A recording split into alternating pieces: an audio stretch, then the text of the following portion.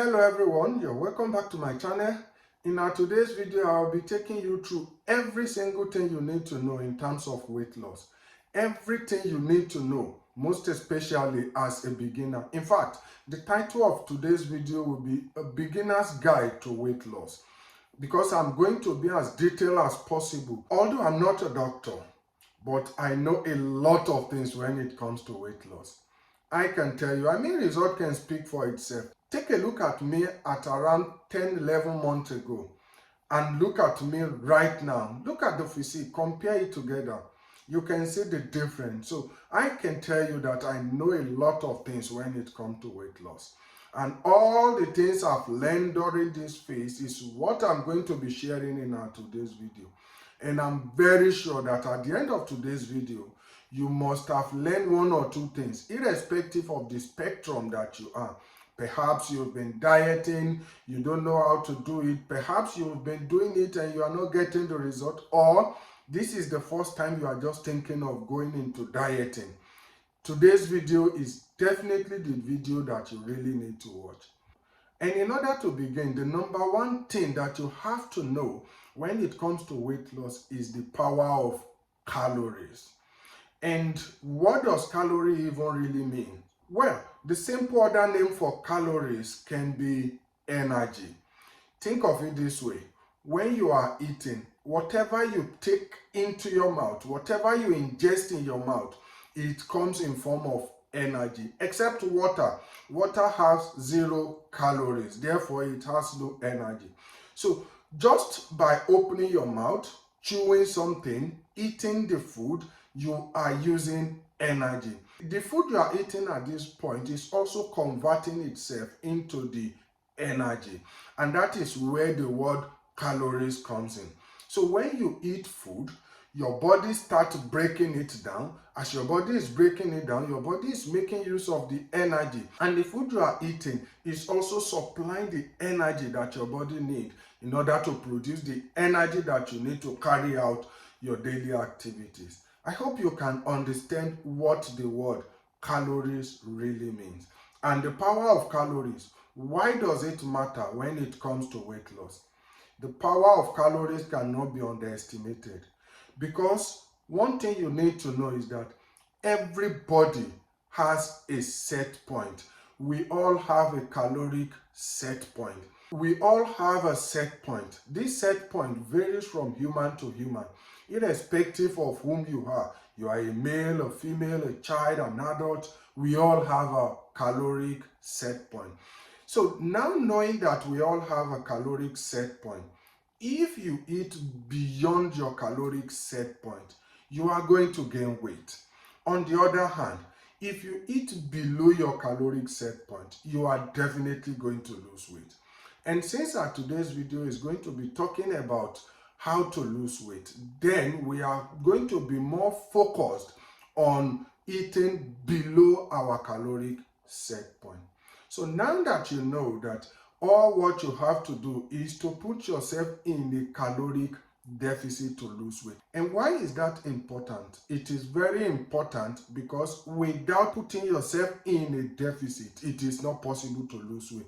And that is where the term calories in, calories out comes from.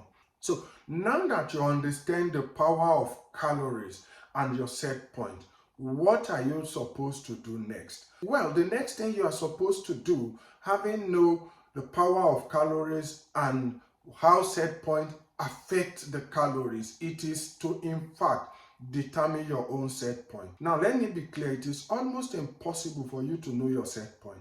And why is it so? Because set points varies from people to people. It varies from human to human. My own set point might be different from your own set point.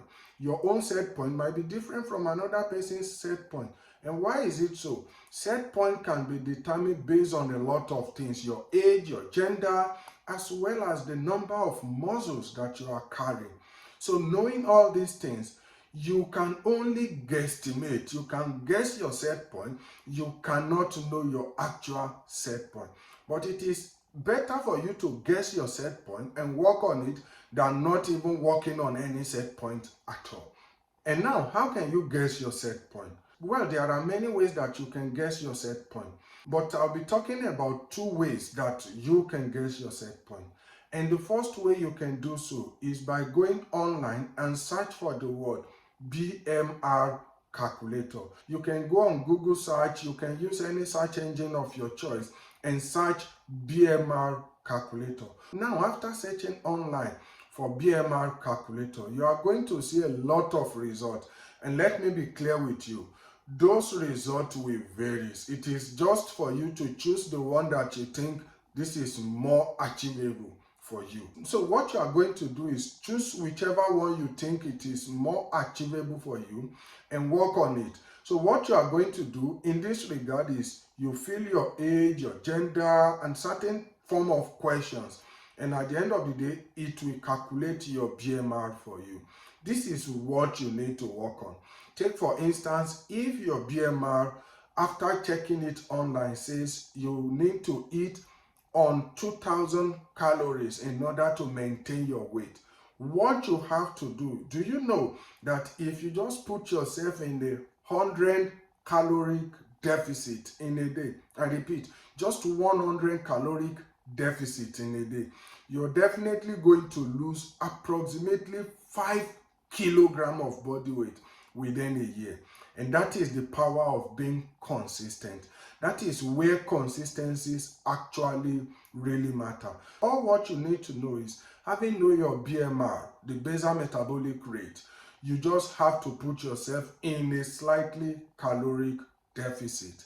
Now that you know that all you need to do is to put yourself in a slight caloric deficit, my advice for you, depending on how overweight, how obese, or how fat you are, is to put yourself not more than 500 calories in a day. Of course, you can go up to 1,000 or 1,500 calories, depending on how fat you are. Like I said, fat in itself is a stored energy. When you overconsume, when you eat beyond your basal metabolic rate, your body feels like there is surplus, and your body will now store this surplus as extra body fat. Now, the day you did not have excess, so your body will feel like there's no excess today, and it will now go to the body fat, tap from the body fat, convert it into the energy that you need for you to survive for the day. That is how it works. So now that you know that you are having excess body fat, you can go up to 1,500 deficit in a day without risking the loss of muscle, because the higher you go, the higher your chances of losing muscle. So you don't want to go into too much caloric deficit. Like I said, just 100 caloric deficit in a day, and you are consistent about it, you are going to lose approximately 5 kilograms of body weight at the end of the year. That is how it works. Now that you understand the power of caloric deficit, which type of diet should you now do? This is where things get complicated. This is where fitness influencers make things complicated online. You see a lot of people, they will say carbohydrate is your enemy.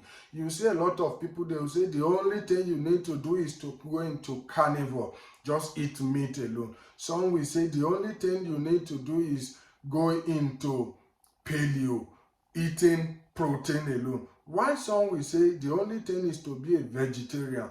Well, in the long run, most of all this dieting, it definitely works. I cannot lie to you. They are going to work in most cases. And why is it so? It is not because the food is what is making you gain weight or lose weight, but it is because you are changing your lifestyle. You are already limited in options. When you are limited in options, you don't have too many options, you are definitely going to lose weight. But when you eat a lot of food, you have options, varieties of food, and unfortunately, or perhaps I should say fortunately, most of the food that we eat that give us the varieties of options comes in carbohydrate. But that doesn't mean carbohydrate is bad for you. Carbohydrate is in fact the king of food in terms of energy source. Carbohydrate is the most energy source food that you can get out of all the macronutrient food out there. So if you limit yourself from carbohydrate, you are going to feel flat in terms of feeling the energy in your muscle cell. But that doesn't mean that you won't still have that energy to carry out your daily work. No. But the carbohydrate you are eating, the carbohydrate will fuel your glycogen. And the glycogen will in fact make your muscle cell to be more swollen. And you get that aesthetic physique, most especially if you are lifting weight. So now that you understand how all this thing works, which diet should you take? Well, I'm not going to tell you that go for this diet. If you think that a certain type of diet, you cannot stick to it for the rest of your life, my advice for you is do not do it. It doesn't worth it. Dieting should be something fun. Dieting should be something you really like, you enjoy doing it. Dieting should not make you feel miserable. Because if in fact you go into what someone is promoting, let me say perhaps I'm promoting to be a carnivore, that eating meat is the only way you can lose weight, this and that, and you start eating meat, you are eating it, definitely you are going to lose weight. But the question is, can you continue to eat meat for the rest of your life? The probability of doing so is very, very minimal. Therefore, why should you start doing what you know you cannot finish? So my response would be, if you like pizza, eat pizza. You like Burger King, eat Burger King. Just to remember, you need to be in a deficit in order to lose weight. So eat it in moderation, and at the end of the day, you are definitely going to lose weight. As for me, I choose to eat every source of macronutrient available for me, including carbohydrate, including fat and protein, and I'm losing weight, I'm building muscle. I have no problem with all these things. All what I can tell you is, if you are in a deficit, you are definitely going to lose weight. And if you are in surplus, you are going to gain weight. That is how it works. It doesn't go beyond that. Now you understand how dieting works. You understand which is best and optimal for you. It is you that will choose, this is what I want, this is how I want to eat. Take for instance, if it is carnivore you want to go into, you are already limited in option. So you don't need to track or calculate the calories you are eating, because you are limited to just one food. Some people might be saying it's not one. You have varieties of meat. Meat is meat. Irrespective of the type of meat you are eating, it is still one food to me. So now that you are limited to just one option, you don't need to track, you don't need to calculate anything. You are still going to lose weight. Nevertheless, when you are eating carbohydrate, you are eating a lot of varieties of food. You are eating varieties of food. You need to track what you are eating. You need to be accountable for what you are eating. Once you are accountable for it, you are going to lose weight. You are going to get yourself in that dream physique that you want. So now you already understand the power of calories, the power of dieting, the food that you need to eat. What is the next thing you're supposed to do? That is where exercise comes in. What form of exercise should you do?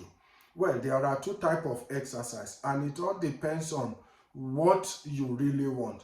If you want to lose weight in order to look aesthetic, and you don't want to rush yourself into that weight loss, the best form of exercise you can do is weightlifting. When you lift weight, you just pick things up, drop it, you are lifting weight, and you are in fact very new to the gym. You are going to build muscle rapidly, because your body does not recognize all those stress, the fatigue, the stimulus coming from lifting weight. So your body will feel threatened, and it will make you to build muscle at a fast pace. So when you start lifting weight, you are going to build muscle. This muscle will make you look aesthetic. This muscle will make you look attractive, if that is your goal.